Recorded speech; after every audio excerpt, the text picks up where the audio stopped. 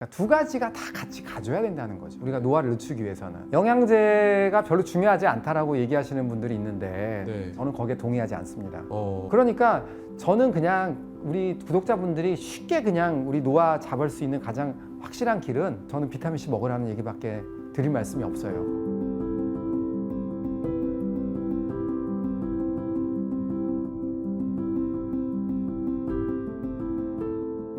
요즘에 특히나 거의 연령대를 불문하고 이 리프팅에 대한 관심이 굉장히 말도 못하죠. 네. 엄청나게 많아진 거예요. 네. 원장님이 생각하시기에 일상의 복귀도 어느 정도 빨리 할 수 있으면서 네. 여러 가지 뭐 효과나 부작용 뭐 여러 가지 다 감안했을 때 종합적으로 어떤 시술이 가장 좋다고 좀 생각하세요? 제가 볼 때는 20대, 30대 분들은 피부 관리 열심히 하시는 게 가장 중요할 것 같고요. 노화를 최대한 억제하는 게 가장 중요하고요. 40대가 되면 그때는 눈 밑이 좀 나이가 들어 보일 수가 있어요. 네. 그래서 이제 안경 같은 거 끼신 분들은 그런 게 조금은 덜 눈에 보이실 수 있는데 요즘에는 안경 끼는 분들이 많지는 않으니까 네. 보통 분들은 제일 먼저 노화 사인이 눈 밑에 나타납니다.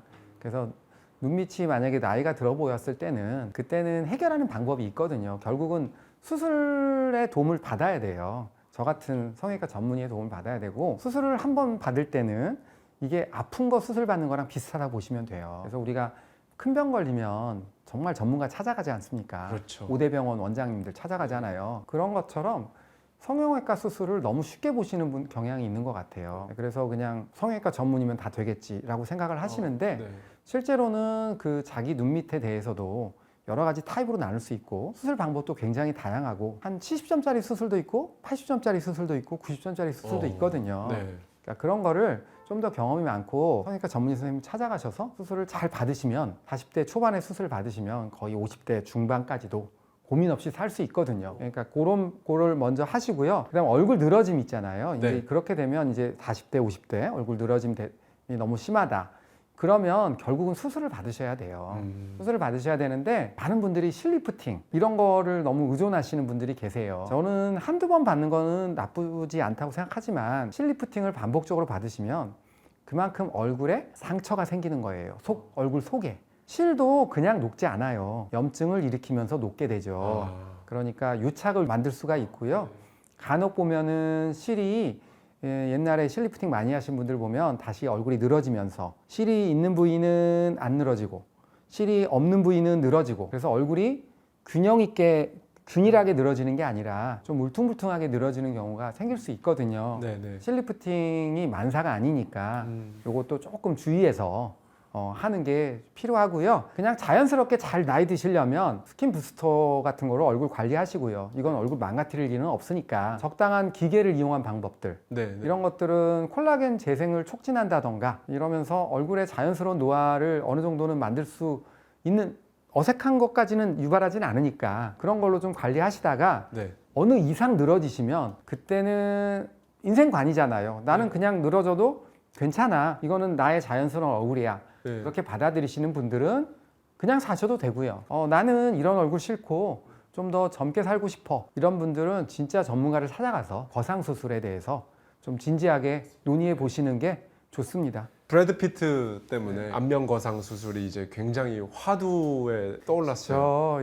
브래드 피트가 그 F1 그 영화를 찍기 위해서 안면 거상 수술을 했는데 정말 엄청나게 젊어졌단 말이죠. 젊어지셨죠. 60대로 아마 알고 안 있는데 보죠. 아무도 그렇게. 한 40대, 30대 얼굴처럼 됐는데 가능한 건가요? 어떤 거냐면 저는 철학이 있어요. 나름대로. 그러니까 얼굴은 나이가 들면 늘어지고 꺼지고 피부 노화가 진행이 되죠. 그러니까 세 가지가 골고루 노화가 진행이 되는 거예요. 소위 말해 능력 있는 성형외과 의사라면 얼굴에 주름을 피는 의사가 돼서는 안 돼요. 얼굴의 예전 모습을 만들어줄 수 있는 그런 성형외과 의사가 돼야 된다고 저는 생각을 하고요. 이 늘어진 얼굴에 대한 교정, 그 다음에 꺼진 얼굴에 대한 교정, 그 다음 피부에 대한 치료 이런 것들이 골고루 가져야지 그 사람의 10년 전, 15년 전 모습을 아주 자연스럽게 만들어 줄 수가 있는 거예요. 그 중추에는 제가 임계점이라는 표현을 자꾸 쓰는데요. 크리티컬 포인트를 넘어간 얼굴에 대해서는 그런 얼굴이 되시면 그냥 받아들이고 살던가 아니면 저 같은 전문가의 손길을 받으시던가 두 가지밖에 없거든요. 그렇기 때문에 절대로 얼굴이 변하지 않게, 어색하지 않게 하는 방법들이 있어요. 브래드 피트 같은 경우는 약간은 그게 서양식 스타일의 안면 거상술이거든요. 솔직히 화면에서 봤을 때는 젊어 보일 수 있지만 그게 실제로 봤을 때는 어색해 보일 수 있거든요. 네네네. 그래서 저는 개인적으로 젊다고 이렇게 좋게 봐주시는 분들이 많았지만 제 전문가인 소견으로는 저는 좀 어색하다고 봤거든요. 어색하다. 예, 얼굴이 좀 뭔가 좀 어색합니다. 주름은 없지만 뭔가 좀 어색하고요. 그런 얼굴을 가진 사람들의 특징은 다시 나이가 들 때 조금 더 어색해집니다, 얼굴이. 어색한. 그렇기 때문에 얼굴을 조금 어색하지 않게 주름 성형을 더 자연스럽게 할 수 있거든요. 브래드 피트 같은 경우는 주로 안면 거상, 이 아래쪽 늘어진 얼굴에 대한 교정을 했고요. 그 다음에 눈 밑 같은 경우도 이제 하안검 정도 했던 것 같아요. 그렇지만 이마가 늘어지는 거, 네. 그 다음에 여기 가운데 얼굴이 늘어지는 거, 그 다음에 이 아랫부분이 늘어지는 거를 아주 골고루 잘 교정할 수 있는 방법이 있거든요. 그래서 좀 자연스럽게 예전의 얼굴을 찾는 게 정말 중요한 포인트입니다. 네. 요즘은 이제 젊은 분들도 성형외과 굉장히 많이 내원하죠, 원장님. 예전에 비해서. 그럼요. 20대도 오십니다. 예, 아까 말씀하신 게 좀 충격적이었는데 25인데 자기가 나이 들었다. 근데 어떻게 보면 너무 이렇게 일찍이 사실 이렇게 특히나 뭐 이렇게 미적인 시술이면 모르겠지만 그게 아니라 노화 관련된 이런 예방적 시술에 대해서 원장님께서는 어떻게 보시는지. 제가 말씀드리지만 20대 초중반은 사실은 오늘 이 영상을 보고 계시면 먼저 비타민C부터 드세요. 네. 비타민C부터 먼저 드시면 노화 훨씬 늦출 수 있고요. 그 다음에 이제 두 번째는 그 스킨 부스터 관리 적절하게 하시면 되고요. 관심을 가지면 분명히 나중에 미래에 젊은 얼굴을 가질 수가 있어요. 근데 잘못된 너무 지나친 관심을 가져가지고요. 얼굴에다가 자꾸 이상한 시술과 그런 것들을 너무 하는 사람들, 그런 얼굴들은 정말 이상한 얼굴이 될 수 있다는 점을 항상 유념하셨으면 좋을 것 같아요. 그래서 얼굴 관리도 현명하게 구독자분들에게 그 말을 꼭 하고 싶습니다. 원장님, 비타민, 콜라겐, 그다음에 항산화제, 뭐 건강기능식품, 우리 소위 영양제라고 하는 거 정말 많이 먹잖아요. 저는 먹다가 이게 뭐 의미가 있나 싶어서 요즘은 또 안 먹기도 하는데 이걸 어떤 방식으로 활용하면 노화를 속도를 저속으로 늦출 수 있는지 예. 말씀해 주시죠. 이거에는 진짜 제가 할 말이 많은데요. 그러니까 요새는 저속노화라는 말을 많이 쓰고 그다음에 항노화라는 말도 쓰고, 그러니까 저속노화는 노화를 늦추는 거고요. 네. 항노화는 노화를 치료해보자는 개념이거든요. 네. 그렇게 생각하시면 돼요. 그래서 저속노화를 이제 주로 주창하시는 분들은 주로 생활 습관의 개선을 말씀하세요. 뭐 예를 들면은 건강한 음식 먹고, 뭐 요즘은 지중해식 뭐 이런 거 먹고, 운동 열심히 하고, 스트레스 덜 받고, 그다음에 잠 잘 자고, 뭐 이런 것들을 관리해서 노화의 속도를 늦추자. 뭐 이런 이제 주장하시는 분들이 저속노화 론자들이겠죠. 그다음에 이제 항노화를 주장하는 사람들은 그러지 말고 우리 좀 더 적극적으로 줄기세포 치료도 좀 하고, 그 노화를 늦추는 여러 가지 영양제도 좀 맞고, 주사도 맞고, 얼굴에다가도 주사하고, 저도 항노화를 하는 거죠. 얼굴이 늙으면 끌어올리고, 뭐 이런 게 이제 항노화의 개념이라고 보시면 돼요. 근데 이제 저는 두 가지가 다 결국 노화를 늦추는 거잖아요. 그러니까 두 가지가 다 같이 가져야 된다는 거죠. 우리가 노화를 늦추기 위해서는. 영양제가 별로 중요하지 않다라고 얘기하시는 분들이 있는데 저는 거기에 동의하지 않습니다. 왜 동의하지 않냐면, 생각해 보세요. 요즘에 얼마나 좋은 소위 말해 의료 그 약들이 많고 좋은 영양제들이 많습니까? 그러면 우리가 그거를 쓰지 않는다면 뭐냐면, 농사를 짓는데 호미로 농사를 짓겠습니까? 기계를 쓰겠습니까? 기계를 써야 되지 않습니까? 영양제를 먹지 않는 분들은 호미로 농사를 짓겠다는 사람하고 똑같습니다. 물론 잘못된 영양제, 너무 많은 영양제를 드시는 거는 저는 동의하지 않죠. 그런데 만약에 우리가 노화에 관한 문제라면은 결국은 노화에서 가장 중요한 이론은 활성산소 이론이에요. 활성산소 이론에 대해서 누구도 부인할 수 없습니다. 근데 활성산소가 적당히 있어야 돼요. 너무 없어도 우리 백혈구가 활성산소를 이용해서 균을 죽이는 거거든요. 그러니까 활성산소가 너무 없어도 우리 면역이 떨어질 수가 있어요. 그런데 활성산소가 너무 많으면 활성산소가 우리 면역세포를 공격하거든요. 활성산소 자체가요. 그러니까 적당히 있어야 되는 거죠. 근데 문제는 현대인들은 스트레스를 너무 많이 받잖아요. 그러니까 활성산소가 너무 많은 거예요. 지금 너무 많은 상태에 살고 있잖아요. 그러니까 활성산소를 줄여줘야지 그게 노화를 억제하는 길이거든요. 활성산소는 우리의 여러 가지 세포를 공격해서, DNA를 공격해서, 우리의 텔로미어를 공격해서 노화를 촉진하잖아요. 그러니까 활성산소를 줄이는 길이 노화를 억제하는 길이고, 당연히 활성산소를 억제하는 가장 중심에 선 게 비타민C예요. 그러니까 비타민C를 드셔야 되는 건데 요즘에 콜라겐 드시는 분들 많잖아요. 물론 콜라겐 드시면 도움이 되세요. 만약에 너무 스트레스를 많이 받아가지고 활성산소가 많은 분들, 그런 분들은 콜라겐 드셔도 콜라겐 많이 안 만들어집니다. 그런 분들은 반드시 비타민C를 꼭 드셔야 돼요. 콜라겐을 드시는 분들이 콜라겐이 다시 합성이 될 때 그때 코팩터가 비타민C거든요. 그러니까 비타민C를 꼭 콜라겐하고 같이 드시면 콜라겐도 효율적으로 만들어지고 그 다음에 항산화제를 충분히 복용하시는 길이야말로 우리의 노화를 늦출 수 있는 가장 중요한 포인트니까. 코펜하겐 보고서라고 2004년도인가 발표된 건데 종합 비타민을 많이 먹은 그룹이 오히려 오래 못 살았다, 뭐 이런 보고가 있었어요. 네. 이제 그래서 영양제 회의론자들이 그런 얘기를 하시는 거예요. 그런데 거기서 아셔야 될 거는 주로 비타민 A나 E나 그러니까 지용성 비타민들, 지용성 항산화제들을 많이 복용한 그룹들이거든요. 이제 그런 그룹들은 지용성 비타민을 복용하시면, 항산화제를 복용하면 항산화 역할을 하고 본인이 산화 촉진제로 바뀌어요.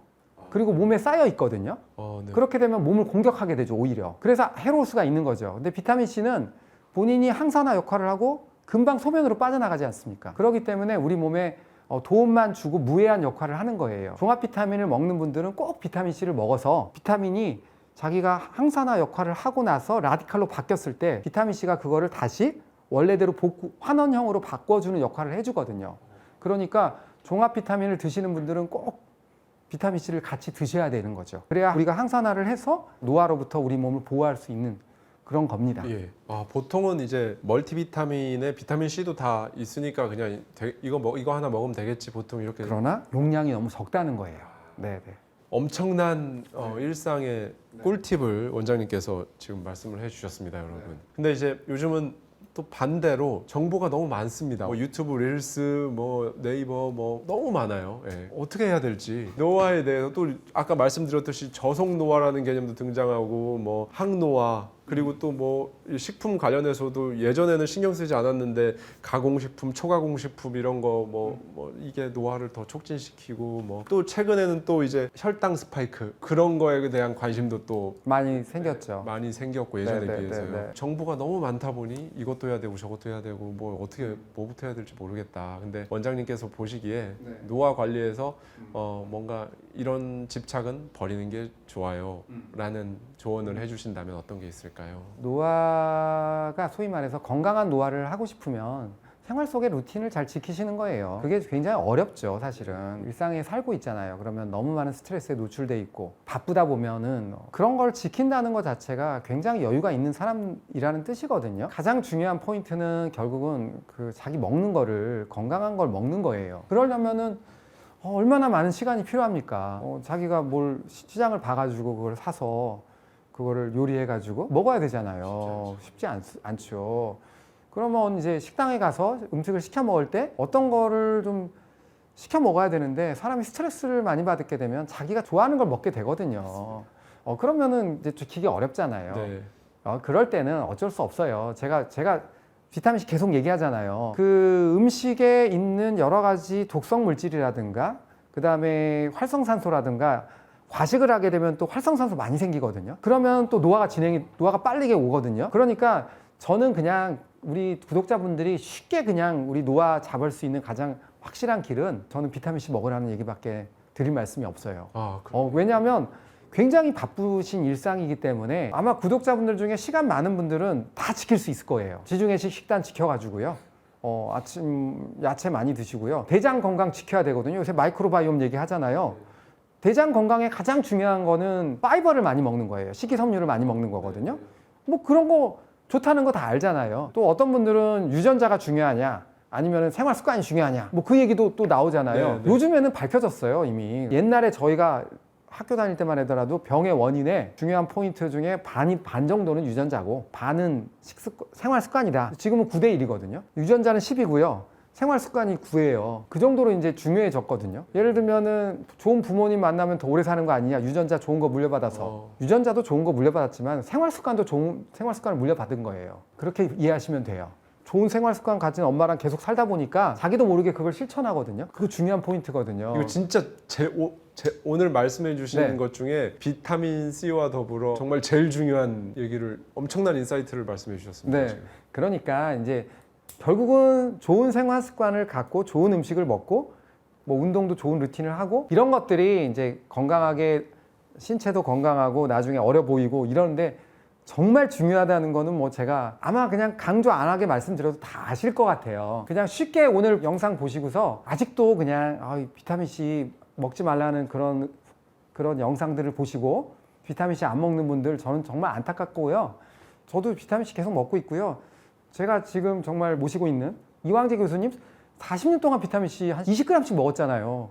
너무 건강하시고 정말 20g? 이 20g은 하루에 20g 드세요. 하루에 20g이요? 네, 하루에 20g 드시는데 너무 건강하시고요. 정말 아무 부작용 없거든요. 그러니까 이제 그 정도까지는 안 먹으셔도 돼요. 네. 근데 이제 보통은 그래도 한 4g에서 6g은 드셔야죠. 그게 이제 생활 속에 건강을 지키고 노화를 지키고 이러는데 가장 중요한 지름길이다.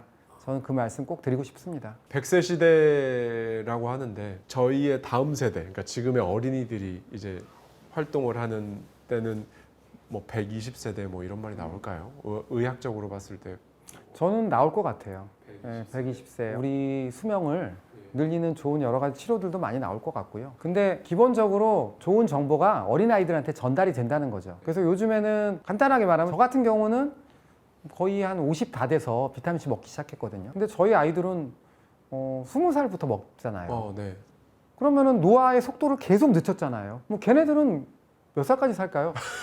저는 좀 궁금합니다. 그러니까 그런 좋은 연구들이 많이 나와서 어떤 것들이 내 노화를 늦추는데 확실하게 생활 속에 도움이 되는지, 그리고 진짜 좋은 치료들이 있거든요. 또 그런 것들을 우리가 이제 받을 수 있잖아요. 그런 것들이 결국은 다 합산이 돼서 아마도 120세 시대를 열지 않을까 그런 생각이 듭니다. 원장님께서 보시기에 우리 예전에 성형외과 생각하면은 뭐 이게 심미적인 수술, 눈, 코, 입 뭐 아니면 얼굴 윤곽이라든지 뭐 이런 부분들을 많이 생각했는데 요즘은 그 노화 관련된 수술이 예전에 비해 비율이 정말 어느 정도가 됐나요? 제가 94년도에 전공의 생활을 시작했어요. 근데 이제 그때만 하더라도 저희 그 서울의대 교수님들이 주름 수술을 전공으로 하는 교수님이 없었어요. 말로는 본인이 주름 수술 전공이라고 하시던 분이 계세요. 근데 평생 동안 안면 거상술이라고 하는 주름 수술을 제가 보기에는 50개도 못 하신 거예요. 그러던 시절이었던 거죠. 그리고 제가 개원해서 처음 수술은 거의 다 저는 주름 수술을 해본 적이 없어요. 그러다가 제가 이제 유방 수술에서는 제가 우리나라 최고 권위자였거든요. 와. 그때 당시에.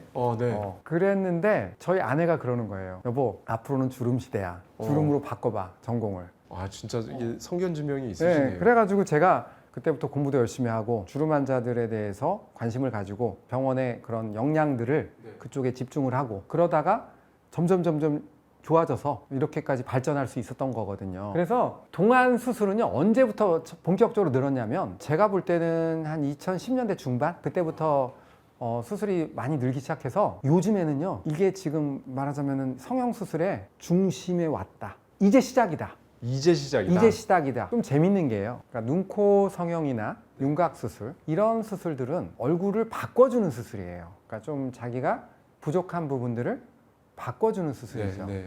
근데 제가 아는 동안 성형은 예전의 모습을 회복해주는 수술이에요. 그래서 회복이라는 키워드죠. 그리고 삶의 질을 향상시켜주는 거거든요. 그래서 노인분들이 자기가 외모가 늙었다는 생각을 하게 되면 마음도 늙고요. 몸도 늙게 되죠. 그래서 얼굴이 젊어지게 되면요. 자기가 거울을 보고 본인 스스로 젊다고 생각을 하세요. 그러면 그때부터 옷도 바꿔 입고 운동도 열심히 하고 사람도 많이 만나러 다닙니다. 그래서 제가 하는 일은 행복 비즈니스다. 저는 그렇게 생각합니다. 정말 너무너무 공감합니다. 네. 구독자분들께서 오늘 저와 원장님 대화를 나눈 영상을 본 뒤에 바로 적용해 봤으면 하는 한 줄 다짐 뭐 이런 걸 한번 선물을 해주신다면 어떤 게 좋을까요? 노화나 뭐 이런 쪽과 관련해서 우리가 그냥 나이 드는 거를 너무 자연스러운 현상이라고 받아들이는 거 그것도 어떻게 보면 좋은 마음가짐이라고 저는 생각하지만 현대의학은 굉장히 많이 발전을 해서 저희의 노화 속도를 굉장히 늦출 수 있고 나이가 들어도 좀 나이가 들지 않게 그렇게 건강하게 사는 법이 있거든요. 우리 구독자분들이 이 영상을 보신다면 좀 마음의 태도를 바꾸시고 나는 이제부터 좀 더 젊게 살 거야. 좀 더 건강하게 살 거야. 이런 마음을 갖고서 노력하시기를 저는 부탁드리고 싶습니다. 네, 긴 시간 동안 오늘 너무 좋은 말씀들 많이 해주신 반재상 원장님께 다시 한번 감사 말씀드립니다. 원장님 고생 많으셨습니다. 네, 감사합니다.